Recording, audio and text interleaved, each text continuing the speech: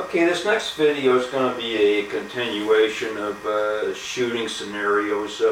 This is another one that I know about. I think it was just staged for YouTube or something. I think it was fake, but it was on there, and I'll tell you about it. This guy was going out of his place of work at work late one night, and this deranged lady comes up to him, pulls a knife on him, and demands his money. And she starts toward him, and he pulls out his handgun and shoots her twice. And then he gets on the phone, calls 911. And what happens is the cops get there, and he's standing there. He went over to see if the lady was dead, and he picked up her knife. And when the cops get there, he's standing there with his gun in his hand and his knife. And the cops get out of their car, and they waste him. So that's what happens, you know. Sometimes you got to be careful that sort of thing doesn't happen if you get involved in something like this. Now, here's the thing. In the first place, what I would have done if something like that would have happened, say I am someplace where I do have concealed carry, and I'm working someplace late at night, so I am carrying, you know. In that respect, I wouldn't be carrying here in LA County because it's illegal, but let's say I'm in Heartland or somewhere where I've got concealed carry, and I come out of my store late one night, and there's this deranged lady. She's about 10 feet away with a knife, and she's screaming and cursing and give me your money. Well, the first thing I'd do, I'd grab my wallet and I'd throw it towards her and just get rid of it. I would not shoot this lady for what I have in my wallet. It just isn't worth it. You're just going to get in trouble. Generally speaking, nothing you have on your person is worth killing somebody for. That's just the way it is. Now, if I was doing this and I got my wallet out to throw it towards her and she saw my Glock and says, "Hey man, I want your weapon too," well, then she's got a problem because she bought a knife to a gunfight, and that's just not going to work. And if that's the case and she starts towards me, I am going to shoot her. But generally speaking, I wouldn't shoot anybody for the money I have in my person. It just isn't worth it. So that's one of the things you have to think about. Now, we had another incident happen here in Venice recently, over a little east of here. This animal got out of the state mental hospital and assaulted this lady and killed her with a knife. You know, I think he raped her and assaulted her and killed her. And this one guy, the landlord, I think, saw it and retreated to his apartment and called 911. Of course, 911 got there after 20 minutes, and they got lucky and caught this guy, and that was the end of that. Now, there was a certain amount of flack from the community. A lot of people felt that this guy should have intervened in some way or other. Well, it's possible. Now, I have the luxury here of thinking about this scenario in hindsight. You know, I wasn't actually there, so when you're there and you get in and come upon something like this, you have to react one way or another. You don't have the luxury of thinking about it. That's why you should spend time thinking about these things when you're away from things. And if you do have concealed carry, you need to think about some of these things. Now, it's possible if I would have been there, having had some training in martial arts and stuff, and being somewhat of a gladiator and somewhat in reasonable physical shape, I probably would have intervened.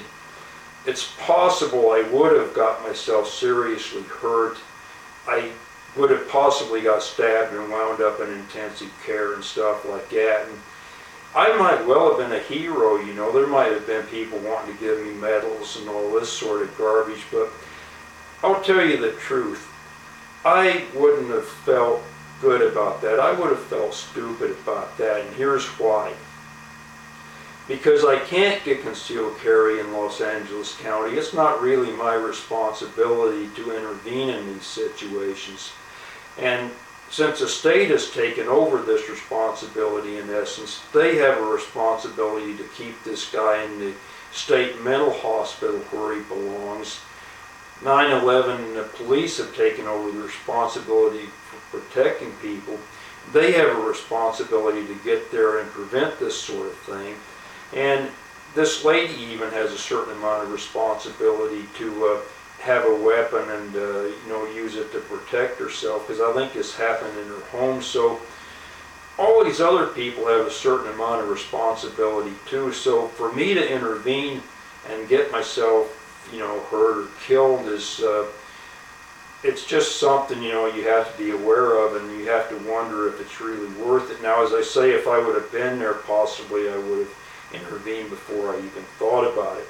Now, let's take a different location. Let's take someplace in the sensible part of this nation where you can get concealed carry. Let's say I have concealed carry, I come upon something like this. There's no question about what I do. I'd go right over and immediately put one through the guy's head, end of story, no problem. Now, here's what I would do after that. You have to think about the aftermath of these things and what you're going to do in the aftermath. Now, here's exactly and precisely what I would do. Now, I'd kick this guy's body aside and I'd say to this lady, "Are you okay, miss? Did he hurt you?" If she says no, I'm gone immediately. I'm just going to disappear. I figure the police will hear a report of a gunshot. They'll get there 30 minutes later. I'll be gone. They'll interview this lady. "Well, this guy here assaulted me, and this guy came over and shot him, and he was about this tall, and yeah, he was white, and it all happened so fast I didn't see much." So that'd be the end of that. No one else is going to intervene. You're not going to have witnesses, because here's the thing about that. Witnesses don't want to get involved. I don't know if anybody remembers the Kitty Genovese case in New York a number of years ago. 40 or 50 people saw this guy stab her, and nobody wanted to get involved. That was exactly what people told everybody. "You don't want to get involved." So chances are good people hear a gunshot, they're going to lower their shade, they're not going to call 911. They don't want to be a witness.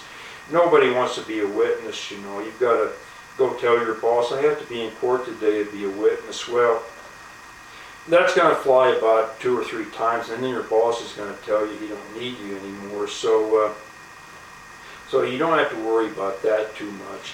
Now, if it turns out that this lady is injured, say he did stab her and she's laying there bleeding, then I've got to get involved. Then I have to stay there and I have to give first aid. I have to try to stop the bleeding. I have to call 911. The police are going to come there, and then I'm going to get heavily involved in this thing. The police are going to arrest me. They're going to confiscate my weapon. I'm not going to get it back. I'm going to have to make bail. I'm going to have to hire an attorney. I'm probably going to be charged with manslaughter. My attorney's probably going to plead me out, to manslaughter, and I'm going to get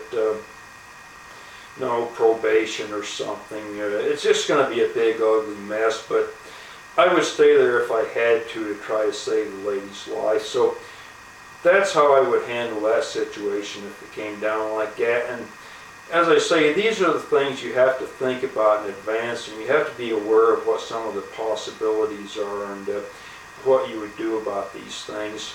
And I'm 9 minutes into this one, so I think I'm going to cut this off, and I've got 3 on this camera here, so I think I'm going to upload all 3 of these at once and see how this is going to work out.